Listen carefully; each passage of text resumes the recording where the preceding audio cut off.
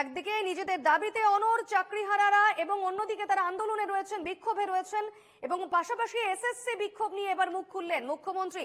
কেন বসে আছেন গরমের মধ্যে? স্কুলে ফিরে যান। কে যোগ্য কে অযোগ্য সরকার দেখবে, আপনারা বেতন পাবেন, এর জন্য অশান্তির দরকার নেই, এই মন্তব্য মুখ্যমন্ত্রীর। আপনাদের মাইনে নিয়ে ভাবতে শিক্ষক শিক্ষিকারা আমি বলি আপনারা নিশ্চিন্তে স্কুলে গিয়ে ক্লাস করুন, আপনাদের মাইনে নিয়ে ভাবতে হবে না। আইনের মধ্যে থেকেই রাজ্য সরকার আপনাদের কাজ করে দেবে। আপনি এ না বি এটা কোর্ট ঠিক করবে, আমরা নই। কিন্তু আপনাদের মনে রাখতে হবে যে যেখানে চাকরি করছেন চাকরিতে ফিরে যান। টাকা কিন্তু ওই যারা আপনাদের ওস্কাচ্ছে তারা দেবে না, মাইনে কিন্তু গভর্নমেন্ট দেবে। আমি গতকাল সন্ধ্যে থেকে কমপক্ষে 10 বার ফোনে কথা বলেছি। আমি কলকাতায় থাকলে হয়তো 1 সেকেন্ডে মিটিয়ে দিতে পারতাম, কিন্তু যেহেতু আমি মিদনাপুরে আছি আমি রাত 12টা পর্যন্ত কথা বলেও দেখছি কেউ কেউ রিজিড আছে যে টেন্টেড আনটেন্টেড লিস্ট বের করতে হবে। আরে আপনার কি যায় আসে? কেন অন্যদের কথায় পা দিচ্ছেন? টেন্টেড কি আনটেন্টেড কি আপনার দেখার তো প্রয়োজন নেই। ওটা দেখার জন্য রাজ্য সরকার আছে, কোর্ট আছে। আমরা এভিডেন্স নেব, আমরা কোর্টের কি বলা হয়েছে দেখব।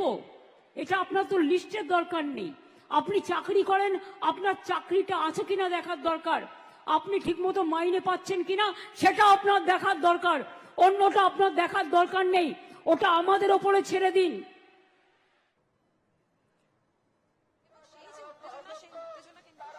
আমাদের সঙ্গে এই মুহূর্তে দুই প্রতিনিধি সরাসরি রয়েছেন আচার্য ভবনের সামনে থেকে। একদিকে রয়েছেন বিউ সরকার, অন্যদিকে সুস্মিত মজুমদার। আমি প্রথমে বিউ তোমার কাছে যাব। এই মুহূর্তে চাকরিহারা শিক্ষকদের অবস্থান কি, তাদের পরবর্তী পদক্ষেপ কি হতে চলেছে?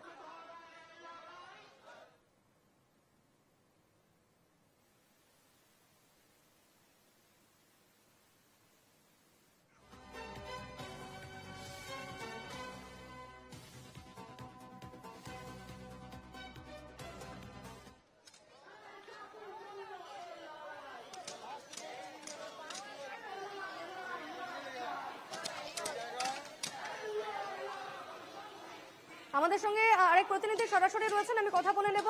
রণজয় মুখোপাধ্যায় আমার সঙ্গে রয়েছেন সরাসরি। রণজয়, চাকরিহারা শিক্ষকদের তাদের এই মুহূর্তে কি অবস্থান? মুখ্যমন্ত্রী আশ্বাস দিয়েছেন যে তারা বেতন পাবেন, তারা যেন স্কুলে ফিরে যান। কি এই মুহূর্তে তাদের কি অবস্থান, কি বলবেন তারা?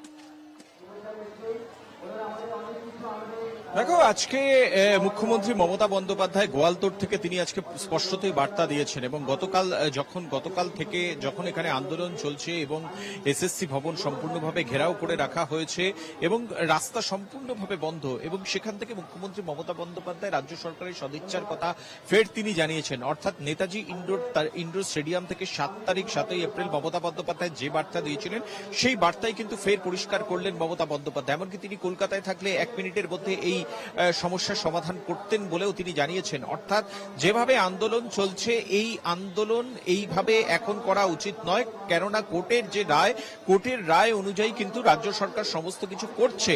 এমনকি এই জায়গা থেকে আইনি পথেই যে সমাধান মিলবে এবং আইনি পথেই যে রাজ্য সরকার লড়াই করছে এবং তাদের কি প্রতিক্রিয়া একবার জানতে চাইবো। দেখো, চাকরিহারা যারা শিক্ষক রয়েছেন তারা এখানে রয়েছেন এবং রীতিমতো রাস্তা সম্পূর্ণভাবে অবরুদ্ধ রয়েছে, বন্ধ রয়েছে। একটু জানার চেষ্টা করব যে আজকে কালকে রাত্রে রয়েছেন, কি বলবেন, কি দেখছেন?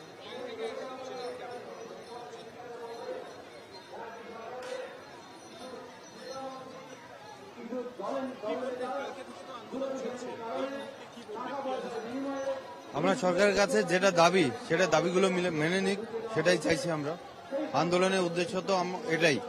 আর আমরা আন্দোলন অনেকে অসুস্থ হয়ে পড়ছে, সরকারের মতিগতি কখন ফিরবে এটাই আমরা ভাবছি। আর কত চাই, আর কত অসুস্থতা, আর কত টেনশন, কত মানসিক অশান্তি আমাদের ভোগ করতে হবে, এটা একটা সীমা থাকা দরকার।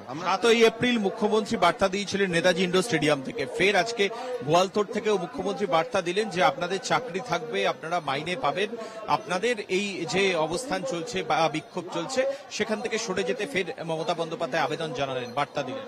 চাকরি থাকবে বলতে চাকরি তো নেই আমাদের, উনি যেটা বলছেন তাহলে ভুল বলছেন। চাকরি আছে 31শে ডিসেম্বর অবধি, আর এই কয়দিনে মাইনে আমরা 60 বছর অবধি চাকরি করতে চাই। আমাদের এই কয়দিনে ভলেন্টিয়ারলি সার্ভিস উনি বলেছিলেন, সেরকম একটা ব্যাপার দেখছি, কিন্তু আমরা চাই না এটা। আমরা চাই যোগ্য সম্মানের সাথে আমরা 60 বছর অবধি চাকরি করতে চাই। সেক্ষেত্রে যদি আরো ইনভেস্টিগেশন, আবার রিভিউ পিটিশন যা যা করার করুক, যে যে এজেন্সি আছে সবগুলো লাগিয়ে দিক, আমাদের কোনো আপত্তি নেই, কিন্তু যারা যোগ্য তারা যেন তাদের। রাজ্য সরকার বলছে রিভিউ পিটিশন যাচ্ছে, তারা আইনি পথে যাচ্ছে এবং তাবড় তাবড় আইনজীবীদের তারা নিয়োগ করেছে যারা চাকরি হারিয়েছেন তাদের জন্য। রাজ্য সরকার মুখে বলে কাজে এক। গতকাল একটা আমরা খবর পেয়েছিলাম, গতকাল লিস্ট প্রকাশিত হবে, হয়েছে কি? অনেক কিছুই বলা হয় কিন্তু আদৌ করা হয় না। আর ওনারা যোগ্য অযোগ্য লিস্টটা যদি দিয়ে দেন, এই মুহূর্তে আমাদের যেটা দাবি, আর এর সাথে দাবি আছে 22 লক্ষ ওএমআস সেটা পাবলিশ করার। এই দুটো করলেই তো সবকিছু সমাধান হয়ে যাচ্ছে অনেকটা। আর শুধুমাত্র রিভিউ পিটিশন করে কোর্টে গেলে কাজ হবে না। কোর্টে যাতে আমাদের ন্যায় মেলে, যা যা পদক্ষেপ করা দরকার সেগুলো যদি করা হয়, তাহলেই এই যোগ্য শিক্ষক শিক্ষিকা মানসিক শান্তি পাবে। না হলে মানসিক শান্তি কেউ পাবে না। আমরা তো মানসিক শান্তিতে নেই, আমাদের ফ্যামিলি নেই, কোনো স্কুলের ছাত্রছাত্রী নেই, কেউ নেই। রণজয়, শিক্ষামন্ত্রী আমাদের মানসিক সবার অযোগ্যের তালিকা শুধুমাত্র আদালতেই দেওয়া হবে। 17,000 যোগ্য শিক্ষকের তালিকা তারা আদালতে দিয়েছেন। Thank you. এই জায়গা থেকে কিন্তু আমরা দেখতে পাচ্ছি যে শিক্ষক যারা চাকরি হারিয়েছেন তাদের আন্দোলন চলছে এবং সম্পূর্ণভাবে এসএসসি ভবনের সামনে অবরুদ্ধ করে আন্দোলন এই মুহূর্তে চলছে এবং এখান থেকেই তাদের এই আন্দোলন তারা চালিয়ে যাবেন বলে জানিয়েছেন। একদিকে মুখ্যমন্ত্রী, একটু জানার চেষ্টা করব, একদিকে মুখ্যমন্ত্রী বার্তা দিয়েছেন, অন্যদিকে শিক্ষামন্ত্রী। আপনারা কি? আমি চাকরি করি না, আমার স্ত্রী চাকরি করে, আমি সঙ্গে এসেছি। আচ্ছা, স্ত্রী চাকরি হারিয়েছেন। কোথা থেকে আসছেন আপনারা? মেদিনীপুর থেকে। মানে কাল থেকে চলছে, রাস্তায় রয়েছেন কাল থেকে আপনারা। কি অবস্থা? শিক্ষামন্ত্রীও তো বার্তা দিলেন, কি মনে হচ্ছে শিক্ষামন্ত্রীর বার্তার পরে? উনাদের সমস্ত কথাই ভাঁওতা। আজকে একরকম বলেন, আগামীকালে আরেক রকম বলবেন, অতীতে আরেক রকম বলেছেন। উনাদের কোনো কথার কোনো বিশ্বাস নেই। আমরা সেই রকম কোনো ললিপপের উপর বিশ্বাস করে থাকতে পারছি না। মুখ্যমন্ত্রী গোয়ালতোড় থেকে বার্তা দিলেন আপনাদের অবস্থান থেকে সরে আসার জন্য এবং শিক্ষামন্ত্রী জানালেন যে তালিকার কথা নিয়ে এত প্রশ্ন উঠছে আপনাদের তরফ থেকে, যোগ্য অযোগ্য তালিকা সামনে আনতে বলা হচ্ছে, কোর্টের নির্দেশেই সবকিছু হচ্ছে বলে ব্রাত্য বসু জানিয়েছেন এবং ধৈর্য ধরতে, ভরসা রাখতে যেরকম বলেছেন, সমস্ত তালিকা সেটা কোর্টের কাছেই শিক্ষা দপ্তর বা রাজ্য সরকার পেশ করবে বললেন শিক্ষামন্ত্রী। যখন কোর্টের কাছে পেশ করার বিষয় আসছে, তাহলে এতদিন ধরে ওনারা পেশ করছেন না কেন? আমাদেরকে রাস্তায় নেমে আসতে হচ্ছে কিসের জন্য? ওনারা তো সকলেই ভালো করে জানেন যে আমরা কি চাইছি, আমরা কেন আমাদের যে বার্তাগুলো আমরা বিভিন্ন আপনাদের মিডিয়া মারফত সমস্ত জনগণের কাছে যে তুলে ধরছি, সেইখানটাতে তো ওনারা পরিষ্কার বুঝতে পারছেন। তাহলে কেন আজকে মিডিয়ার সামনে দাঁড়িয়ে ওনারা বলছেন এই কথাগুলো? আমরা যেটা চাইছি সেটা ওনারা পূরণ করছেন না কেন? কি মনে করছেন এই যেভাবে কাল থেকে রাজপথে আপনারা রয়েছেন এবং মুখ্যমন্ত্রীর বার্তা, তারপরে শিক্ষামন্ত্রীর বার্তা, এরপরে আপনাদের ভূমিকা বা অবস্থান বা রাস্তা দখল কতক্ষণ বা কিরকম ভাবে চলবে? দেখুন, কাল থেকে শুধু না, শুধু আমাদের যদি আরো যতদিন মানে থাকতে হয় ততদিনই আমরা থাকতে ইচ্ছুক, কিন্তু আমাদের দাবি পূরণ না হওয়া পর্যন্ত আমরা এখান থেকে সরছি না। সেটা হচ্ছে 21 তারিখে আমাদের যোগ্য অযোগ্য লিস্ট দেওয়ার কথা ছিল। শিক্ষামন্ত্রীর সঙ্গে বৈঠকে শিক্ষামন্ত্রী বলেছিলেন এবং আশ্বাস দিয়েছিলেন যে উনি আইনি পরামর্শ নিয়ে ওই দিনই বের করবেন, 21 তারিখের মধ্যে বের করার কথা, কিন্তু সেখানে আজকে 22 তারিখ, কিন্তু এখনো পর্যন্ত যোগ্য অযোগ্য লিস্ট তো বের করলোই না। নানান রকম তালবাহানা কথাবার্তা দিয়ে উনি নিজেকে সেভ রাখার চেষ্টা করছে, কিন্তু আমরা এটা হতে দেব না। যতক্ষণ উনি সদর্থক ভূমিকা না পালন করছেন ততক্ষণ আমরা এখানে আন্দোলন করি। শিক্ষামন্ত্রী এই সাংবাদিক সম্মেলনের এই বার্তা বা মুখ্যমন্ত্রীর বার্তা, সেখানেও আপনারা সন্তুষ্ট নয় যেভাবে তারা বার্তা দিয়েছেন? না না, সন্তুষ্ট হওয়ার কোনো জায়গা রাখেনি তো। সন্তুষ্ট যদি হতাম তাহলে তো আমরা এখানে এই রোদ্রের মধ্যে দুদিন ধরে না খেয়ে রাত্রি জেগে এখানে আন্দোলন করছি কেন? যদি আশ্বাস থাকতো, সদর্থক ভূমিকা উনি পালন করতেন, তাহলে আমরা এখানে থাকতাম। আমরা তো বাড়িতে গিয়ে এখন স্কুলে যাওয়ার কথা আমাদের, কিন্তু সেখানে আমরা এখানে পড়ে রয়েছি। আমাদের তো ফ্যামিলি আছে, কিন্তু আমরা কেন এখানে পড়ে রয়েছি? কারণ হচ্ছে উনি সদর্থক ভূমিকা পালন করছেনই না। কিন্তু স্কুল যাওয়ার বার্তা দিয়েছিলেন, আজকেও মুখ্যমন্ত্রী ফের স্কুল যাওয়ার কথা বলছেন। আপনারা কি স্কুলে না যাওয়ার সিদ্ধান্তই নিচ্ছেন বেশিরভাগ? না, দেখুন, ব্যাপার হচ্ছে আমাদের যে সিদ্ধান্তে আমরা অনড় আছি সেটা হচ্ছে যোগ্য অযোগ্য লিস্ট যদি আমাদের সামনে না আসে, তাহলে সমাজে আমরা কিন্তু একটা দাগি হিসাবে চিহ্নিত হয়ে রয়ে গেলাম। কেউ আমাদেরকে বুঝতে পারবে না যে আমরা সত্যিকারের যোগ্য না অযোগ্য, সেটা আমাদেরকে বুঝতে পারবে না, আমাদেরকে আঙুল দিয়ে কথা বলবে। সুতরাং এই যোগ্য অযোগ্য যতক্ষণ না ডিভাইডেড হচ্ছে ততক্ষণ আমরা স্কুলে কি করে যাব? এবং শিক্ষা ব্যবস্থার উপর বিশেষ করে দেখুন, স্টুডেন্ট যাদেরকে আমরা পড়াচ্ছি তাদের মধ্যে যদি কনফিউশন তৈরি থাকে যে টিচার আমাদেরকে পড়াচ্ছেন সেই টিচার আদতে যোগ্য নাকি অযোগ্য, কার কাছ থেকে আমি শিক্ষা লাভ করছি, তাহলে ওই মানে স্টুডেন্ট বা তার গার্জিয়ান তাদের মধ্যে কি বার্তাটা পৌঁছাবে বলুন? তাহলে তারা যদি নিজেরাই ভরসা না পায় যে আমরা কার কাছ থেকে শিক্ষা লাভ করছি তিনি হয়তো অযোগ্য, তাহলে সেই ক্ষেত্রে মানে কি বলবো, শিক্ষার সেখানটাতে কোনো মানেই থাকছে না। এই বিষয়টা আমি বলতে চাইছি। দেখো, যারা একদম। তুমি চাকরি সঙ্গে থাকো হারিয়েছে অনুজয়, তারা আমি তোমার গতকাল কাছে থেকেই আবারও তারা ফিরবো। প্রায় আমরা 24 আরো ঘন্টা একটি বিষয়ে চোখ রাখবো। মুখ্যমন্ত্রী শিক্ষকদের পাশে রয়েছেন। আমরা দ্রুত রিভিউ পিটিশনে যাচ্ছি। বিক্ষোভ নিয়ে মন্তব্য করেছেন শিক্ষামন্ত্রী ব্রাত্য বসু। বিষয়টা এখনো সুপ্রিম কোর্টের বিচারাধীন। আদালত অবমাননা যাতে না হয় তা বজায় রাখুন, চাকরিহারাদের বার্তা দিয়েছেন শিক্ষামন্ত্রী ব্রাত্য বসু। ঠিক কি বলছেন শিক্ষামন্ত্রী, শুনে নেব। আমাদের সরকার, মুখ্যমন্ত্রীর কথায় আমাদের দপ্তর, আমাদের বোর্ড আবেদন করেছিলেন এবং তার জন্য ইতিমধ্যে সুপ্রিম কোর্ট 31শে ডিসেম্বর 2025 পর্যন্ত উপযুক্ত শিক্ষকদের কাজ চালিয়ে যাওয়ার জন্য ইতিমধ্যেই বলেছেন। রিভিউ পিটিশনও আমরা করছি, সেটাও আমরা জানিয়েছি। যেটা এমন কোনো কিছু করা উচিত নয় যেটা আপনাদের রিভিউ পিটিশনকে দুর্বল করে। মহামান্য সুপ্রিম কোর্টের যে নির্দেশ তা লঙ্ঘিত হয় এবং সুপ্রিম কোর্ট যে নির্দেশ দিয়েছেন সেই অনুযায়ী কন্টেম্প্ট অফ কোর্ট যাতে আপনাদের না হতে হয় বা আমাদের না হতে হয় তা আপনাদের বজায় রাখতে মনে রাখতে অনুরোধ করছি। তারা সুপ্রিম কোর্ট যে রায় দিয়েছেন 31শে ডিসেম্বর পর্যন্ত আমি আপনাদের সেই উপযুক্ত শিক্ষকদের বলছি তাদের স্কুলে যোগদান করতে আমি অনুরোধ করছি। বেতনের কথা মুখ্যমন্ত্রী আজকে বলেছেন, আমাদের দপ্তর এই নিয়ে কাজ করে যাচ্ছে এবং আমি আবার বলছি যে নিশ্চিত করার দায়িত্ব আমরা নিচ্ছি। এমন কালকেও আমাদের ডিভিশন বেঞ্চে এসএসসির মামলা রয়েছে। তাহলে এমন কাজ এবং আপনাদের জন্যই এসএসসি লড়ছে। তাহলে এসএসসি যাতে কাজ করতে পারে মধ্যশিক্ষা পর্ষদকেও ঘেরাও করে রাখা হয়েছে। মধ্যশিক্ষা পর্ষদ যারা আবেদন করেছিল এবং একমাত্র সরকারই আপনাদের পাশে আছে, এটাও আপনারা খুব ভালো করে জানেন। চাকরি বাতিলের রিভিউ পিটিশন করছে রাজ্য। সুপ্রিম কোর্টে পুরো বিষয়টি বিচারাধীন রয়েছে, জানালেন শিক্ষামন্ত্রী ব্রাত্য বসু। সম্পূর্ণভাবে চাকরিহারাদের পাশে রয়েছে এবং তার নির্দেশে চাকরিহারাদের স্বার্থে রাজ্য সরকারের আমাদের বিদ্যালয় শিক্ষা দপ্তর সর্বক্ষণ কাজ করে চলেছে। আজকেও মুখ্যমন্ত্রী তার সভা থেকে বলেছেন যে চাকরি আমরা দিয়েছি, কারা চাকরি খেয়েছে আপনারা জানেন। মহামান্য ন্যায়ালয় অর্থাৎ সুপ্রিম কোর্টে পুরো বিষয়টা এখনো বিচারাধীন আছে। আমরা এটাও জানিয়েছি আপনাদের মাধ্যমে যে দ্রুত আমরা রিভিউ পিটিশনে আমরা যাচ্ছি, অর্থাৎ আইনি প্রক্রিয়া এখনো চালু তথা লাগু আছে এবং আমরা সুপ্রিম কোর্টের মহামান্য বিচারপতিরা যে নির্দেশ দিয়েছেন তা আমরা অক্ষরে অক্ষরে পালন করতে আমরা বিশেষভাবে দায়বদ্ধ।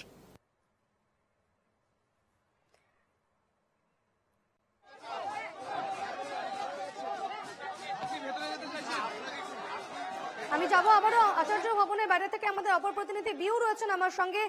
বিউ, একদিকে শিক্ষামন্ত্রী বলেছেন যে তারা রিভিউ পিটিশনে যাচ্ছেন এবং তিনি বলছেন যে সুপ্রিম কোর্টে পুরো বিষয়টি বিচারাধীন। পাশাপাশি তিনি এও বলেছেন যে যোগ্য অযোগ্যের তালিকা প্রকাশ করা হবে, কিন্তু যোগ্য অযোগ্যের তালিকা আদালতে জমা দেওয়া হবে এবং ইতিমধ্যেই 17,000 যোগ্য শিক্ষকের তালিকা আদালতে জমা দেওয়া হয়েছে। কি বলবেন এ নিয়ে চাকরিহারারা?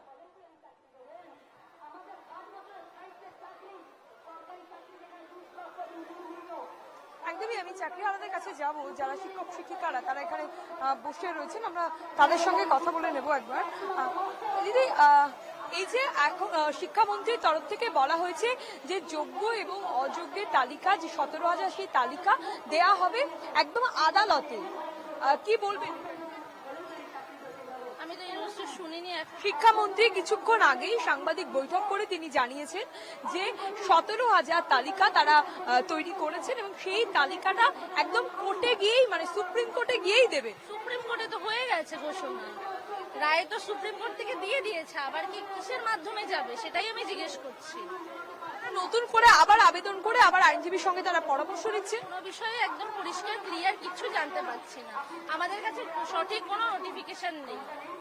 কি বেসিসে আমি উত্তর অ্যান্সার গুলো আপনাকে দেবো? আমার কাছে কোনো কোনো নির্দিষ্ট কোনো ইয়ে নেই, নোটিশ নেই। তারা কি তারা মানে ধোঁয়াশার মধ্যে চলে যাচ্ছে? হ্যাঁ অবশ্যই, আমরা জানি না আমাদের সাথে কি হচ্ছে, আমরা একদমই ধোঁয়াশার মধ্যে আছি।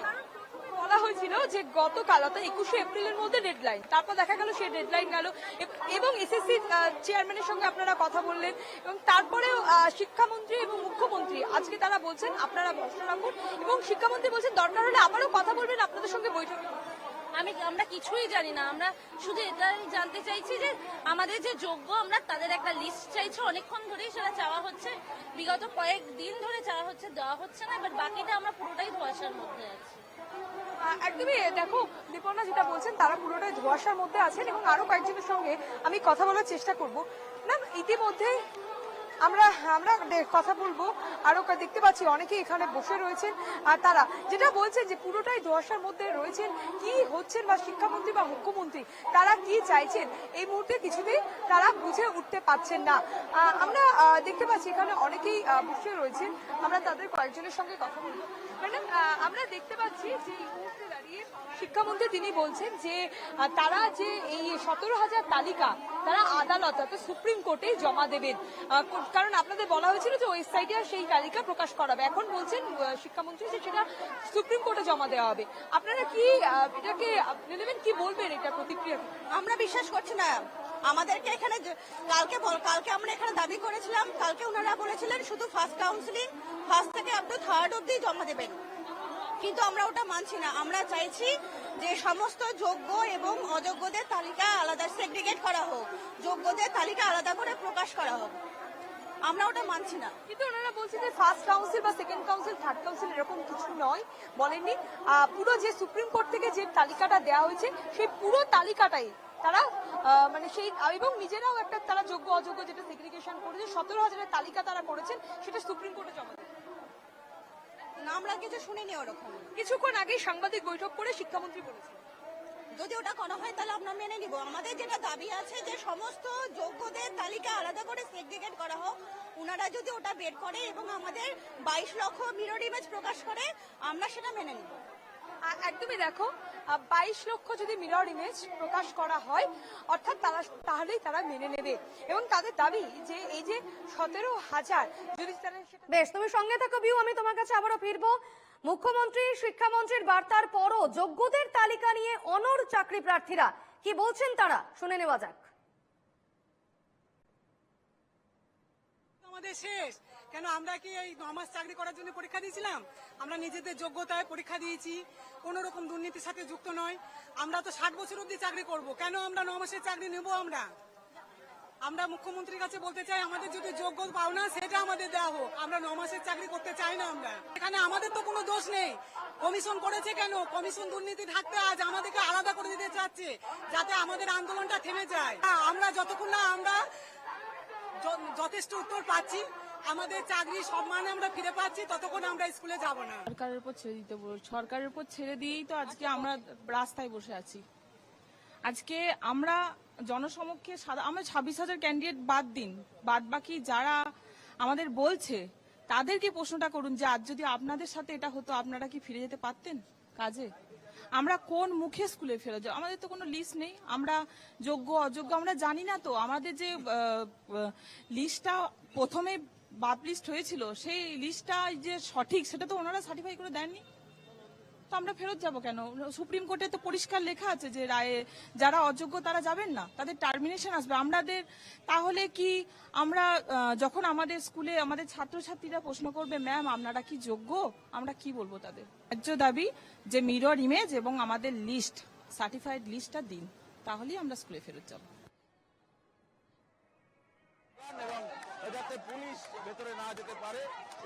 আমি আবারও ফিরবো, আমাদের সঙ্গে অপর প্রতিনিধি রণজয় রয়েছেন। রণজয়, কি ছবি এই মুহূর্তে?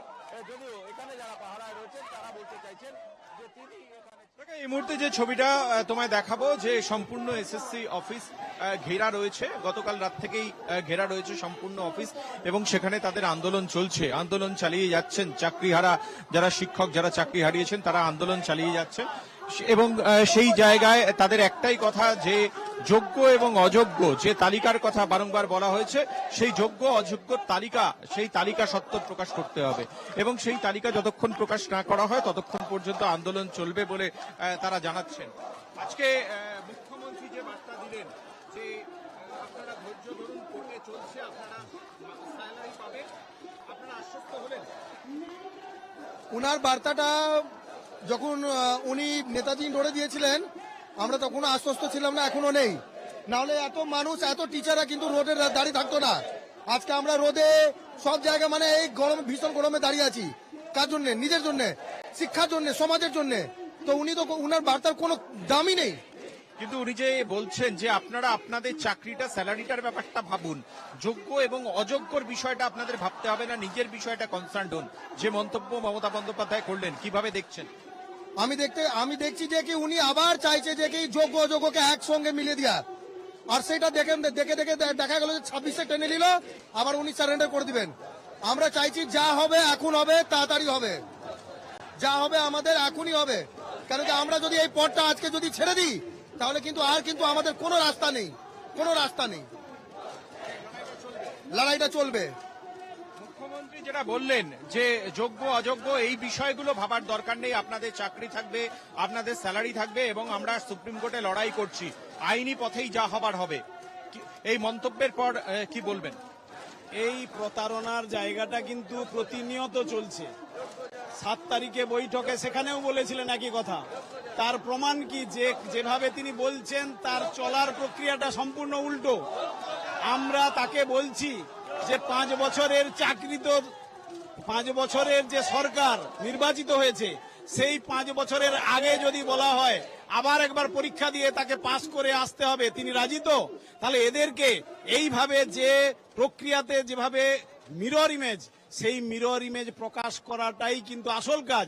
সে জায়গাটা না করে বারবার প্রতারণার খেলা হচ্ছে এদের সঙ্গে। এবং এই মিরর ইমেজের ব্যাপারে তো পরিষ্কারভাবে শিক্ষামন্ত্রী একটু আগে জানিয়ে দিলেন ব্রাত্য বসু যে তালিকা সেটা সুপ্রিম কোর্টেই দেওয়া হবে কোর্টের নির্দেশ অনুযায়ী। তাহলে তারা এই কথা তারা বলছে, কিন্তু প্রতিটা কথা বৈঠকে তারা বলেছিলেন কেন? বৈঠকে বসে তো তারা এই কথাই বলেছিল 21 তারিখে আমরা যোগ্য অযোগ্যের তালিকা দিয়ে দিচ্ছি, প্রকাশ করে দেব। এ কথা আপনারা মিডিয়ারা দেখাননি? সবাই দেখিয়েছেন। তাহলে এ কথার কোনো ভিত্তি নেই। যারা যে কথা বলছে সেটা দুটো কারণে এরা করছে। এক হচ্ছে অযোগ্যদেরকে বাঁচানোর আপ্রাণ চেষ্টা, 2 নম্বর হচ্ছে নিজেরা যে চূড়ান্ত অপরাধী সেই অপরাধের জায়গাটাকে লুকোনোর চেষ্টা। এই দুটো কারণে তারা কোনো মতেই সত্যের মুখোমুখি হতে চাইছে না। এই জায়গাটাই, এর জন্যই কিন্তু আজকে রাস্তায় যোগ্যরা শুধু নয়, আজকে তার সঙ্গে আমরা সিনিয়ররাও ছুটে এসেছি। সমস্ত স্তরের শিক্ষক, শিক্ষাকর্মী, বুদ্ধিজীবী, সমস্ত স্তরের মানুষ আজকে এই জায়গায় দাঁড়িয়েছে। শিক্ষামন্ত্রী একটু আগে সাংবাদিক সম্মেলন করলেন, তার আগে মুখ্যমন্ত্রী মমতা বন্দ্যোপাধ্যায় বার্তা দিলেন, সবই আপনারা শুনেছেন। শিক্ষামন্ত্রী এবং মুখ্যমন্ত্রী বার্তার পর আপনাদের কি প্রতিক্রিয়া? আমাদের কথা হচ্ছে যে এতদিন তাহলে কি বলছিলেন? মিথ্যে কথা বলছিলেন। 21 তারিখে দেওয়া হবে যোগ্য অযোগ্য লিস্ট, এটা কি মিথ্যে ছিল? প্রতারণা ছিল? এর আগে কি উনি রায় পড়ে দেখেননি? আমাদের কথা হচ্ছে ডিভিশন বেঞ্চ, সিঙ্গেল বেঞ্চ, তারপর ডিভিশন বেঞ্চ, তারপর সুপ্রিম কোর্ট এতবার বললো যে যোগ্য অযোগ্য সেগ্রিগেশন করা হোক, যোগ্যদের চাকরি থাকুক। কেন সেই সেগ্রিগেশন করা হলো না? কয়েকজন মানুষ দুর্নীতি করেছে, তার জন্য যারা যোগ্য, যারা চাকরি যারা চাকরির পরীক্ষা দিন যে যোগ্যতা প্রমাণ করেছে তাদেরকে কেন ভুগতে হবে? আর যারা চাকরির পরীক্ষা নিজেদের যোগ্যতা প্রমাণ করেও বঞ্চিত হয়ে বসে আছে রাস্তায়, তারা কেন রাস্তায় বসে থাকবে? কেন যারা যোগ্য তারা কেন চাকরিতে বহাল থাকবে না? এবং যারা যোগ্য বঞ্চিত তারা কেন চাকরি পাবে না? কিছু দুর্নীতিগ্রস্ত মানুষের জন্য কেন এরা ভুগবে দিনের পর দিন? কেন এতদিন ধরে? তাহলে ওনারা কি বলছিলেন? এতদিন ধরে কেন তারা তালিকা প্রকাশ করেননি? শিক্ষামন্ত্রী বললেন যে তালিকা যোগ্য অযোগ্য এই সম্পূর্ণ বিষয়টা যেহেতু সুপ্রিম কোর্টের নির্দেশে সবকিছু হচ্ছে এবং রাজ্য সরকার বা শিক্ষা দপ্তর সম্পূর্ণভাবে আইনি পথেই চলবে এবং সেই তালিকা বিশেষজ্ঞ আইনজীবীদের পরামর্শ অনুযায়ী তারা সুপ্রিম কোর্টের কাছেই জমা দেবে, আলাদাভাবে প্রকাশ করবে না। সুপ্রিম কোর্ট তো এর সাথে সাথে এটাও বলেছে যে যারা টেন্টেড হিসাবে মানে স্পষ্ট হয়ে গেছে, মার্কড হয়ে গেছে, তাদের মাইনে বন্ধ হবে, তাদের যা স্যালারি পেয়েছে সবগুলো সুদসহ ফেরত দিতে হবে। তাহলে এই লিস্ট যদি না দেয় তাহলে কিসের ভিত্তিতে তাদের মাইনে বন্ধ হবে এবং তাদের টাকা ফেরত দিতে হবে? তার মানে কি সুপ্রিম কোর্টের নির্দেশের মধ্যেই কিন্তু রয়েছে যে এই লিস্টটা দিতে হবে, টেন্টেড অ্যান্ড আনটেন্টেড লিস্ট দিতে হবে। লিস্ট ছাড়া তো এটা করা সম্ভব না। তাহলে উনি সুপ্রিম কোর্টের যেহেতু বলেনি, যে আলাদা করে নির্দেশ দেয়নি যে লিস্ট দিতে হবে, সেহেতু উনি ওটাকে ফাঁক পেয়ে একেবারেই শিক্ষামন্ত্রী এবং মুখ্যমন্ত্রীর আশ্বাসের পরেও কিন্তু যোগ্য অযোগ্যের তালিকা নিয়ে এখনো অনড় চাকরিহারা আন্দোলনকারীরা এবং স্বাভাবিকভাবেই তারা তাদের অবস্থানে অনড় রয়েছেন এবং বিক্ষোভে অনড় রয়েছেন। আমাদের এই খবর কন্টিনিউ চলতে থাকবে এবং এই খবরে আমাদের নজর অবশ্যই থাকবে। দুই প্রতিনিধি রণজয় এবং বিউ, তোমাদেরকে আপাতত ধন্যবাদ।